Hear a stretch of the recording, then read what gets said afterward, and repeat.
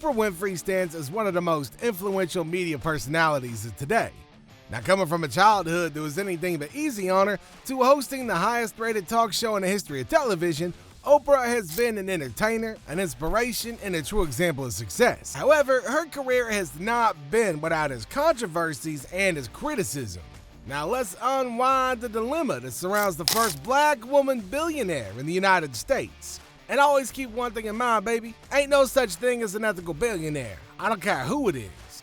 Okay, Oprah Winfrey's journey from the get-go has been about the resilience and courage that she's shown no matter what life has thrown her way. Born in Kosciuszko, Mississippi, her early childhood was marked by poverty and hardship. Now, she was raised by her grandmother on a farm and had to wear dresses made from potato sacks. Of course, she was severely bullied for this at her school. Despite the cruelties that she faced, her passion for speaking and learning was fueled at a young age by her grandmother, who taught her to read and even encouraged her to recite poems at the local church. When Oprah was 6 years old, she moved to Milwaukee to live with her mom. However, what she thought was going to be her relief from a tough life was a deeper plunge into one. Throughout her teenage years, she was repeatedly sexually abused by men that her family trusted, something that she did not voice out for many years. Due to the abuse that she suffered, she became pregnant at just 14 years old. Now, she gave birth to a son who unfortunately died soon after birth. Her escape from this life was education and her passion for speaking. Now, her public speaking skills and the connections that she could easily make with people won her a full scholarship at Tennessee State University, where she studied communication. During her college years, she started her media career in Nashville, where she took broadcasting jobs at radio and television in the area. When Oprah moved to Chicago to take over the talk show AM Chicago, her skills for holding a deep and meaningful conversation with a guest garnered the show fame it had never seen before. Now, it was only a few months before the show was renamed The Oprah Winfrey Show. The audience loved her. She could talk about anything, whether it was mental health, spiritual wellness, or societal injustices. Her show went from being daytime TV to a place where people could heal, release their emotions, and most importantly, learn. Up to the stage came the most elegant man I had ever seen. I remember his tie was white, and of course his skin was black, and I'd never seen a black man being celebrated like that. Oprah even discussed her own personal traumas on the show, which was the biggest indicator to people that the show was a safe space to share whatever they wanted to. Oprah's brand of empowerment ain't just limited to entertainment. She's also been a pivotal moment when it comes to societal change and developments. Her talk show ran for 25 years and is a standard for daytime television. Now, she used this platform to educate, engage in thoughtful discussions, and empower people across the globe. Due to the show's success, she founded her own network, which is still producing content whose sole purpose is empowering and education. In 1996, she also initiated a book club, which has since then given success in a bunch of different books, making them reach the top of bestseller lists. So many of her viewers turned into readers just because she owned that book club. Now, every book's main theme centers around self-discovery or societal injustice, which broadens the horizon of thinking of anybody who reads it. Furthermore, her favorite things annual list, another of her ventures, helps small businesses gain success, and that, too, overnight. All the businesses promoted through the list aim at wellness, mindfulness, or other topics Oprah wants to promote for a positive change in the world. Philanthropically, Oprah's efforts are undeniable. Using her foundations, she's invested hundreds of millions of dollars in educational programs over the world. In 2007, she established the Oprah Winfrey Leadership Academy for girls in South Africa. Graduates of this academy have gone on to pursue higher education in prestigious universities and to achieve great things in life. There have been countless people who have been inspired by her work, whether it's somebody who felt seen and heard through something she discussed on her show, a young woman who received an education that she otherwise might not even be able to dream about, or just a reader who found strength in a book that she recommended. Now, Oprah's been a true force of empowerment across the globe, but success comes with challenges.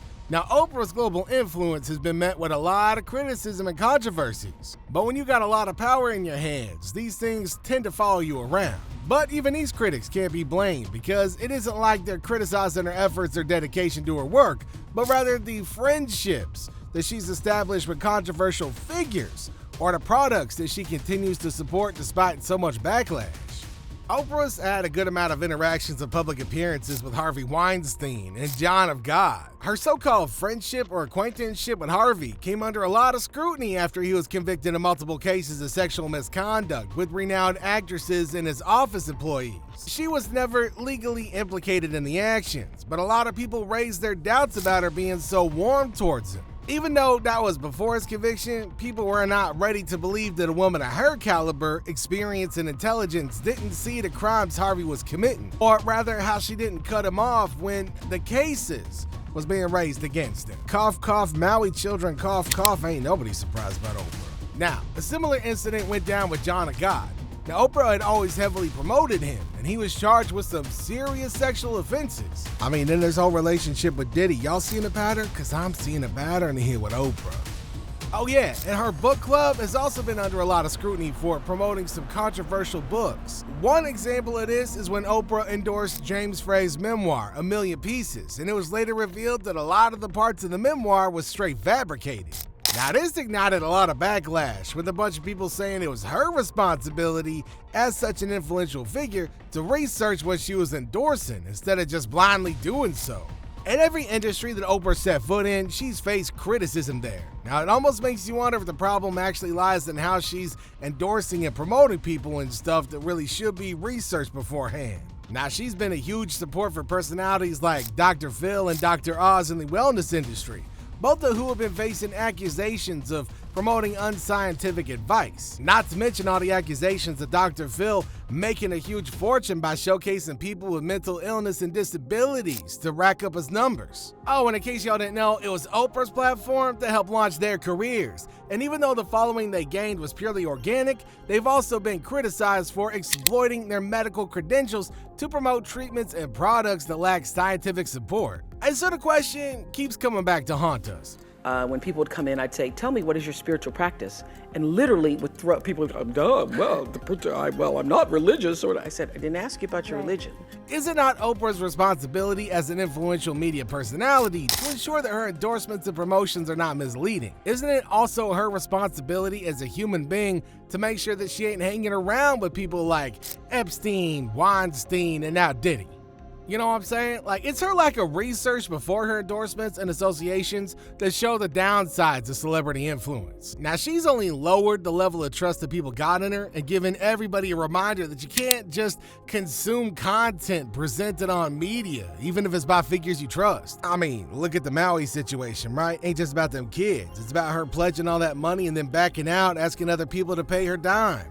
You know what I'm saying? Like, this ain't where all the scrutiny ends, neither. Because Oprah's always projected herself onto a few complex social and political issues, which has led to a lot of backlash. Her high-profile interview with Meghan Markle and Prince Harry was heavily scrutinized. Her journalism skills during the interview was criticized when she didn't go into depth about their allegations against the British royal family. Now, it was a highly controversial time for the royal family, and the claims made by the Duke and Duchess was fresh.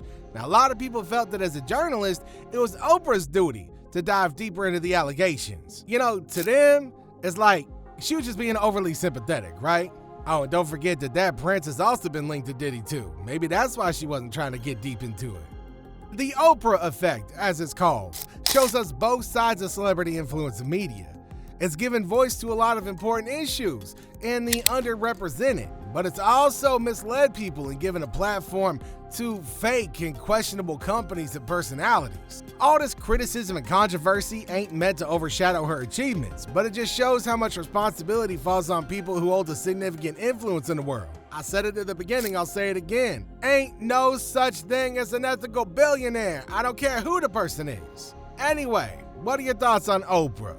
Let me know what you think in the comment section down below. Don't forget to like and subscribe, and I'll catch you in the next video.